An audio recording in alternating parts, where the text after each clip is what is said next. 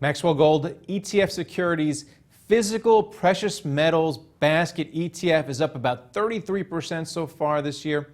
So why is this the best way to get exposure to precious metals? Why shouldn't I just buy some silver and gold and platinum coins and shove them in my safety deposit box? Yeah, it's been a very strong year for precious metals and broader commodities as well so far. And really, we see a benefit of having physical holdings within the ETF structure as a way to add cost efficiency as well as liquidity and available access to the markets to also tactically position over time when we're looking to opportunistically add or reduce our positions in the market. Whereas if you're dealing with physical positions, you do have to take into account higher premiums, higher costs, and the actual concern around storage and vaulting. Well, your particular ETF basket holds gold, silver, platinum, and palladium. So the Bank of England, they're doing QE. We heard that this morning. They're cutting rates. So which of those four is that going to help the most? So that should be a benefit for all four, but again, it will see most likely an immediate response in gold and silver, primarily due to their historical monetary usage. And we've been expecting this. We came into the year expecting diverging monetary policies, primarily with the U.S. Fed against the ECB and the BOJ.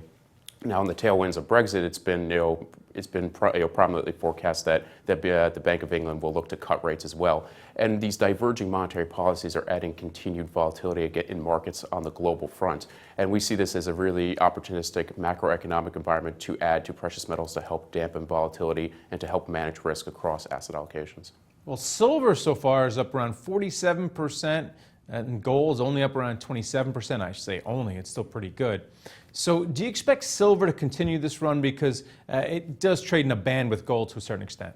Right, there's been, silver's had a very strong performance. Many might not realize it's actually the top performer in the precious metals asset class.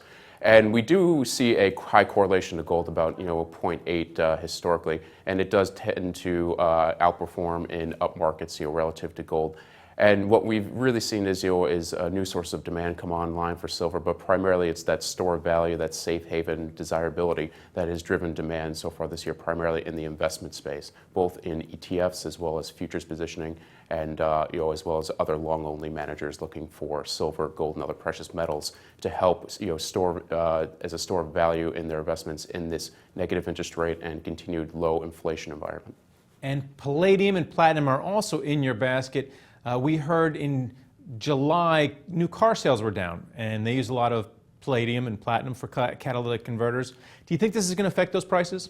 So that's a good point. A majority of demand for platinum and palladium does stem from the auto industry for catalytic converters globally. It's diverse across emerging markets, US and Europe. But what we think is, there's other primary factors driving current price trends in platinum and palladium, which have seen very strong performance in July.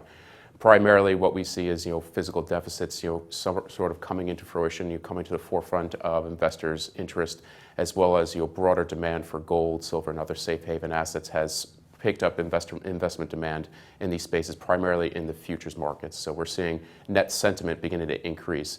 Additionally, we do see continued strong auto sales in the U.S. and China, as concern around China's hard landing has sort of been removed from the table, and that downside risk about Chinese economy slowing down has sort of been removed or reduced from at the start of the year. All right, well, thanks a lot, Maxwell Gold. Thank you. Thank you for watching The Street.